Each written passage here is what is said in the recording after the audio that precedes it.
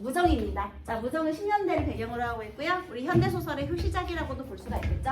그래서 이렇게 계몽의 내용을 담고 있어요. 물론 무정의 의가 한근 장편 소설로서 구어체, 라가 아니라 다로 끝나는 구어체를 확립했다. 그리고 또 하나는 굉장한 대중성을 갖추었다. 인기가 되게 많았거든요. 이런 게 의의이긴 한데요. 한계가 명확해요. 어떤 한계가 있느냐?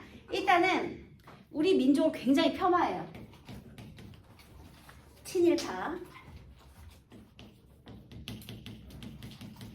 이를 조선인은 안 된다든지. 그리고 두 번째는요. 여러분 지식인의 시혜의식이라는 게 있어요.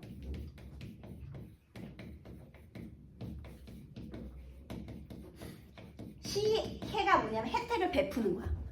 우리는 지식인이니까 베풀어야 하고 깨우쳐야 하고 잘난 척 뒤집니다 여러분. 시혜의식이에요. 잘난 척이 오져요. 막 현학적이에요. 어쨌든 지식인의 시혜의식. 그 다음 또 하나는요. 너무나 서구 열강에 대한 동경이 너무 커요. 또 일본도 동경하고요. 선진국에 대한 이런 동경이 너무 크더라. 그래서 이게 또 한계예요. 이런 장점이 있지만 이런 단점도 명확하기 때문에 우리 수특 본문에서는요. 그냥 바로 요거 결혼에 대한 의식의 차이를 보여주고 있는 건데요. 일단 선생님이 인물관계도 그려주고 그 다음 다시 한번 설명할게요. 일단 여기 주인공은 이형식이라는 사람이에요. 이 형식은요. 우리 박진사라는 사람한테 진사, 벌써 옛날 사람이죠. 얘가 은인이에요.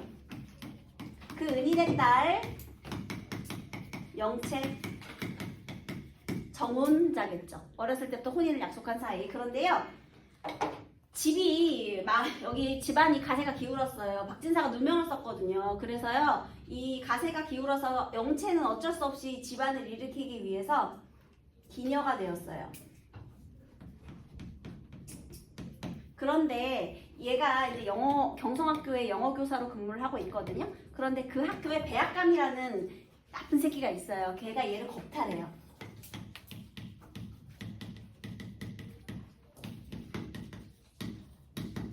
요즘에 한민고 엄청 시끄러워졌더라고요. 성폭력 때문에. 교무실로 방과 후에 불러가지고 헐랭. 그리고 교장 막 공금 횡령하고 막 난리 났더라고요. 한민고 완전 터뜨렸더라고요.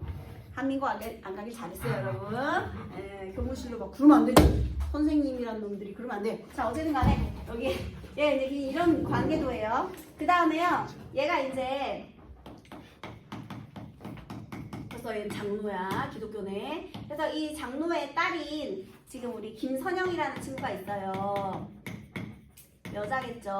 딸이에요. 근데 얘는 지금 얘한테 영어를 가르쳐주고 있어요. 그런데 김장로가 딸을 결혼시키려고 해요. 자, 처음에는 집에 이렇게 집안에서 정해준 정혼자였지만 사실 누구에게 사랑을 느끼겠니? 이 새끼가 영어만 가르쳐야 되는데 사랑도 가르치네. 그래서 사실은 영채를 버리고 얘가 주인공인데요. 이제 둘이 이제 약혼을 하게 됩니다. 자, 그런데 영채는 그러면은 겁탈당하고 얘 불쌍해서 어떡해. 여기에 또 병옥이라는 여자가 있거든요. 여자. 얘는 신여성이에요. 얘가 같이 얘는 원래 동경에서 유학 중에 잠깐 왔는데 얘한테 유학을 권유해가지고요. 얘를 계몽시켜요. 결국 병옥이가 얘를 계몽시켜서 같이 유학 가자고 해요. 그러다가 나중에 기차 안에서 얘네 다 만나거든요. 그래가지고 계몽해야죠. 가르쳐야죠. 민족을 깨우쳐야죠. 하면서 다짐하면서 끝나요. 그런 내용입니다. 자, 중요한 것은 자 오늘 배울 것은 바로 이 둘의 관계인데요. 자, 우리 일단 여러분 결혼에서 가장 중요한 조건은 무엇이에요? 뭐야? 사랑? 경제력? 아니면 부모님의 허락? 어떤 게 제일 중요하죠? 자, 사랑이냐? 아니면 부모의 뜻이냐? 옛날에 결혼은 집안과 집안의 결연이잖아요. 집안과 집안을 이어주는 거잖아. 그래서 원래 옛날에 결혼은 누구의 뜻으로 결정되는 거냐면 부모님의 뜻으로 결정하는 거예요. 결혼에 사랑이 뭐가 중요해? 집안과 집안을 연결한다니까. 사랑은 중요한 게 아니야. 첫 번째 마누라 별로 마음에 안 들면 두 번째 마누라 없고 세 번째 마누라 없고 그러면 돼요. 왜냐면 일부 다처제잖아요. 옛날에는요. 그래서 집안에서 약속하고 집안의 결혼이 중요한 거야. 자, 결혼에서 중요한 가치관, 부모의 뜻에 따르는 것은 봉건적 가치가 되겠죠.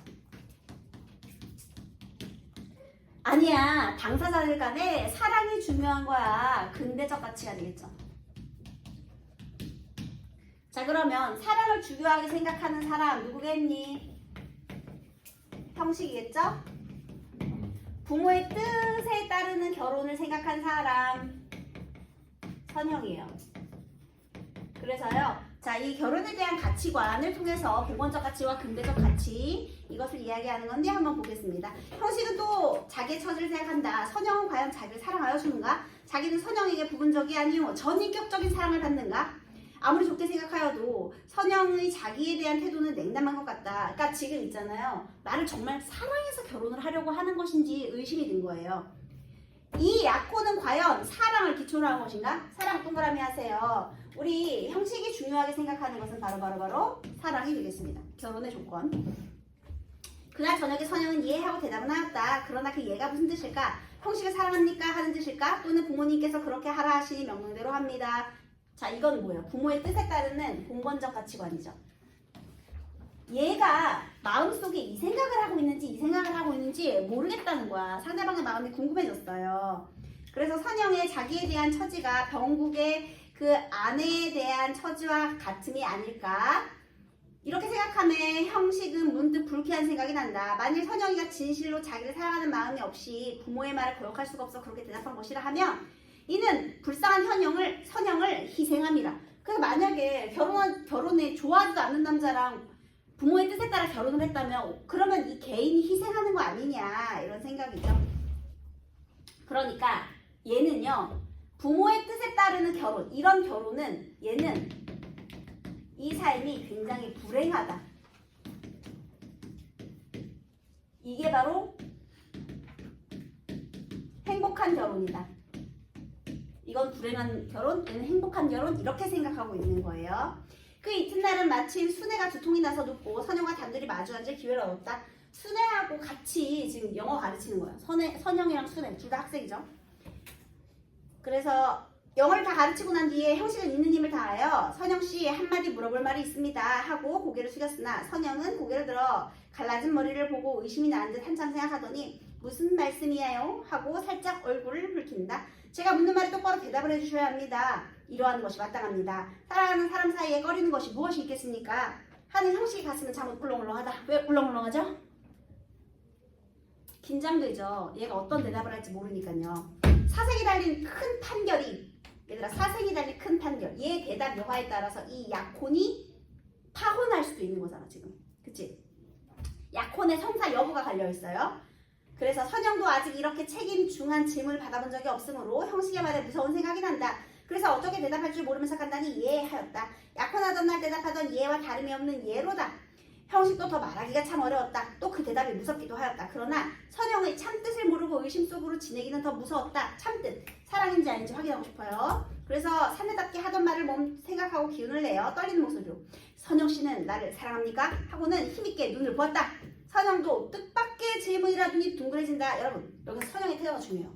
얘는 이게 중요해. 근데 선영이 사랑합니까? 물었더니 이게 뭐 봉창 두드리는 소리야. 얘는 지금 뜻밖의 질문이에요. 왜냐하면 얘는 결혼에 있어서 사랑을 생각해 본 적이 없어. 왜? 결혼은 당연히 어떻게 이루어지는 거니까? 부모님의 뜻으로 이루어지는 거지 사랑이 뭐가 중요해? 부모님이 결정해 줬으면 그냥 따라야지 이런 생각이에요. 그러니까 얘가 생각하는 결혼이란 당연히 부모님의 뜻에 따르는 결혼이었던 거야. 이것을 생각해 본 적이 없는 거야. 사랑? 얘는 사랑? 그냥 생각 자체를 본 적이 없어. 중요하다 아니다. 그래서 만약에 있잖아요. 선영은 사랑이 중요하지 않다고 생각한다. 이게 아니라 그냥 생각을 해본 적이 없는 거예요. 모르는 거야. 그래서요. 자기에게는 그런 것을 생각할 권리가 있는 줄도 몰랐다. 자기는 이미 형식의 아내다. 그러면 형식을 섬기는 것이 자기의 의무일 것이다. 즉 얘는요. 사랑이 아니라 아내로서의 의무가 더 중요한 거죠. 이 부모의 뜻, 관계가 중요한 거예요. 아무쪼록 형식이가 정답게 되도록 힘은 썼으나 정답게 아니 되면 어찌하겠다 하는 생각 같은 건 꿈에도 한 일이 없다. 형식의 질문은 선영에게는 천천병력이었다. 그래서 보다가 그런 말씀을 왜 물으셔요? 그런 말을 물어야죠. 얘들아, 지금 얘네 둘의 가치관이 차이로 인해서 갈등이 발생하는 거예요. 가치관의 차이. 분명히 말씀을 하십시오. 그렇다든지 아니라든지. 넘어가서 선영의 생각에는 그런 말을 물을 필요도 없고 대답할 필요도 없는 것 같다. 이미 부부가 아니냐. 그것은 물어서 무엇하래야 한다. 그래서 왜 그런 말씀을 물으셔요?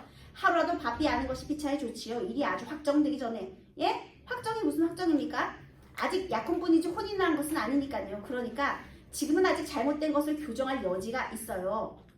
설은영은 더 무서워서 몸에 소름이 끼친다. 자, 잘못된 것.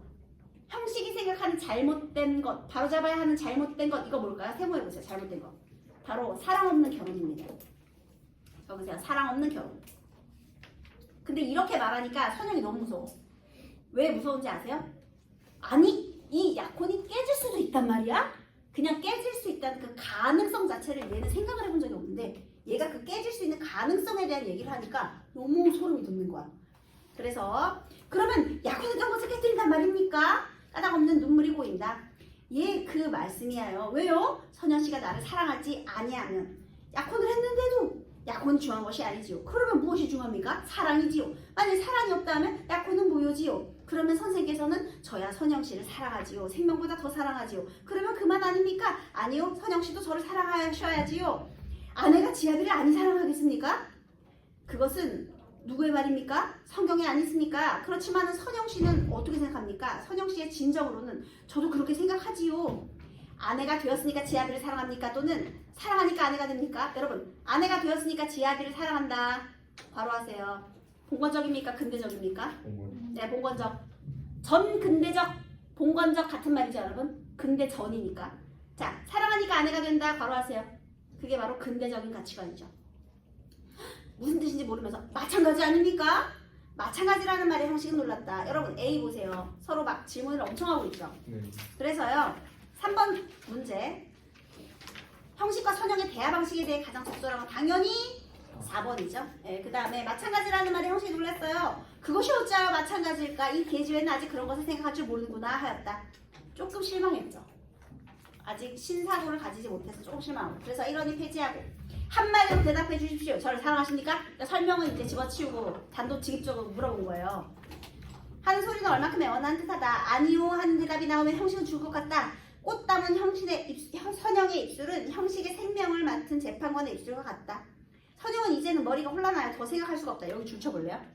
머리가 혼란해서 더 생각할 수가 없다. 여러분, 평생 이렇게 살았는데 형식의 몇 마디 말로 얘가 깨우침을 얻었겠니?